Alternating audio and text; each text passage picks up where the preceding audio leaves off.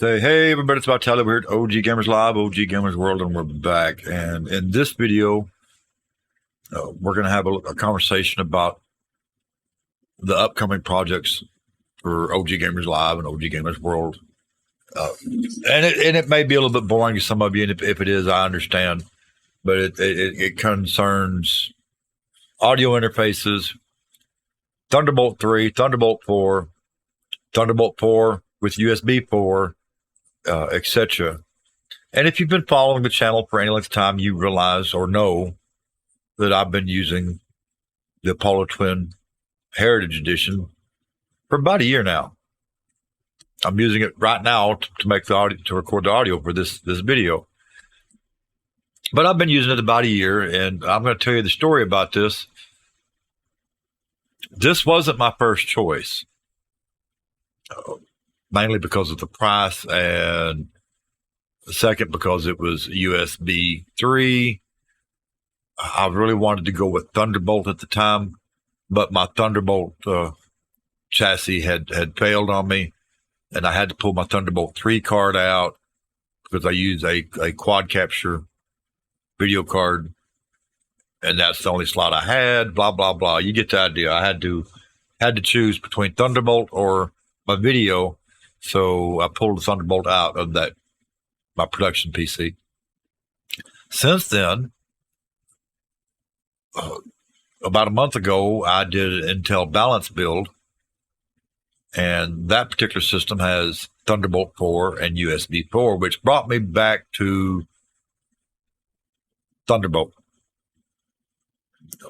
Because it's a second rig and I needed an audio interface,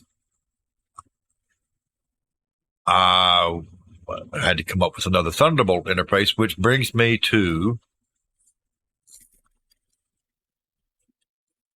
the Antelope Audio ZenQ Synergy Core, the Thunderbolt 3 version.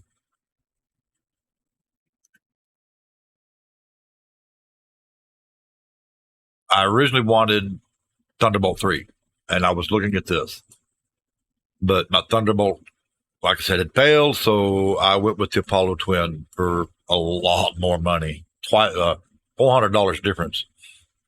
And the only reason I wanted either one of these choices at that time is because I wanted to be able to use my plugins natively in my live streams.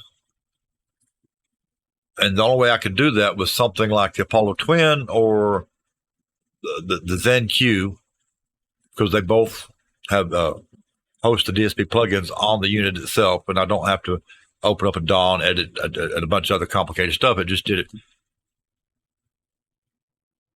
Since all this has transpired, since I've got the Apollo Twin, there's actually a better choice if you're trying to do content creation or live streaming, and it is also from Antelope Audio, and it's called the Zen Quattro.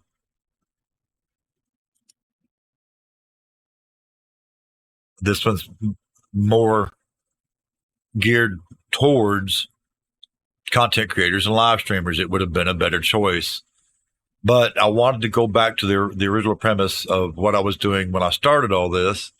So I went ahead and went back to the ZenQ Synergy Core, because while it's not a direct apples to apples comparison, it's as close as I'm going to get between the two. Like I said, this is the one I have right here, the Apollo Twin Duo Heritage Edition. It's a 10x6 USB audio interface with UAD DSP, and it's, might as well say, $900 plus tax.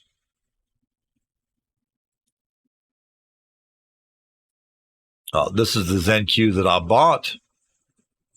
It's a 14x10 bus powered Thunderbolt 3 interface, and it's $499. Like I said, there's $400 difference between the two. And the ZenQ is literally twice the Apollo Twin Duo for half the money. The Apollo Twin Duo has two combo inputs on the back. That's XLR or TS. And then it has one line in on the front. It has one headphone jack on the front, and then of course you have your monitor outs and your line outs. The ZenQ, on the other hand, has two line ins on the front, two headphone jacks on the front, two combo jacks on the rear, plus your stereo outs, your monitor outs, and line outs. So I can literally, like I said, it's literally twice what the Apollo Twin Duo is for half the money. I'm fully aware of Antelope's bad reputation over the last few years concerning their drivers and their software, but we intend to get through that and get you some answers on in 2024. Is this a viable option if you're looking at the Apollo Twin Duo? I'm going to go ahead and take this one off because, like I said, I'm already using it. We're going to bring this one back in. Now, when you order this, if you go with the ZenQ, be aware that it does not ship with a Thunderbolt cable. You have to order the appropriate Thunderbolt cable for your needs. Because the new computer is Thunderbolt 4 and USB-C 4, I've taken some precautions.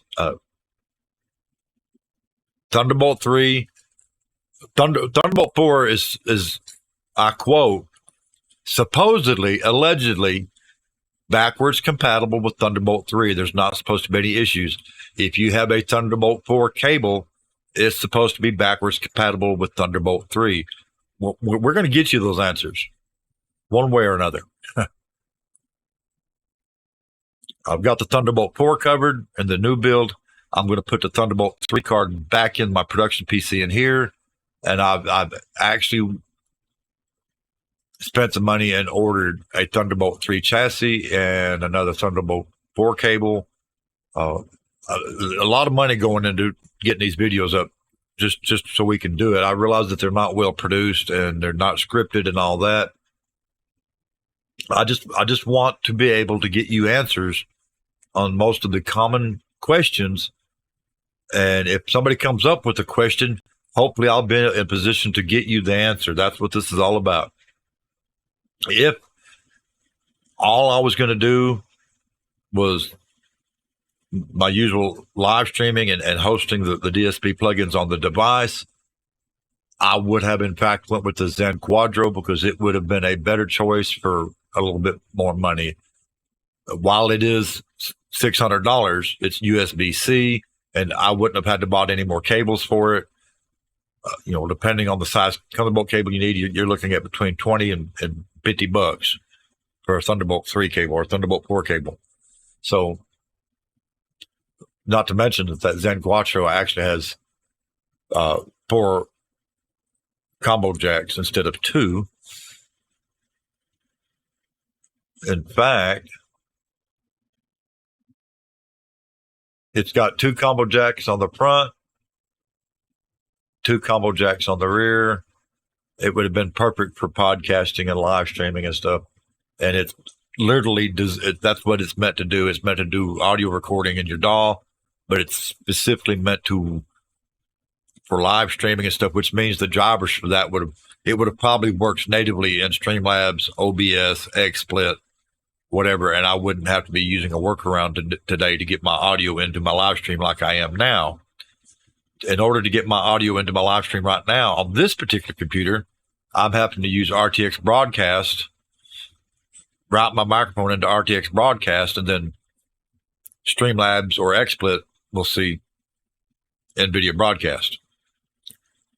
On the balance build, I'm having to use Voice Meter Banana to do it. However, for the sake of getting to the bottom of a lot of the issues with Antelope Audio, I didn't take the easy way out.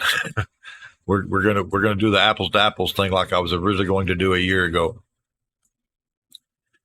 If you would like to see how that turns out. Be sure to click that like, that subscribe, that follow, that share, depending on what platform you're on, because like I said, I'm going to be on all of them. And we will be starting this series of videos probably Sunday. I don't know what day the video itself will go up, but my Thunderbolt 3 chassis will be here Friday, and the cables will be here Friday. But unfortunately, Friday and Saturday night, I do a stream. I stream 7 nights a week, but I definitely try not to miss Friday and Saturday nights, because I have a lot of viewers over on Facebook and such that get pretty upset if I'm not there. So, yeah, we'll see how it goes. If you have any questions, drop them in the comments, and I'll do my best to try to get you an answer to that as I'm working on this project. I realize that it's a rabbit hole of my own making, but in the process, I'm hoping that we can get answers to a lot of important questions in 2024 when it comes to Antelope audio, Thunderbolt 4, USB-C 4, and all of that. I've done everything to trying to cover the bases to get set up to where we could get answers to those as they come up in 2024, 2025. And yeah, I'll be eating beans and potatoes or ramen for a long time. Till next time, y'all stay safe wherever you are in the world today. This is Vitality over at OG Gamers Live, OG Gamers World, and we're out of here.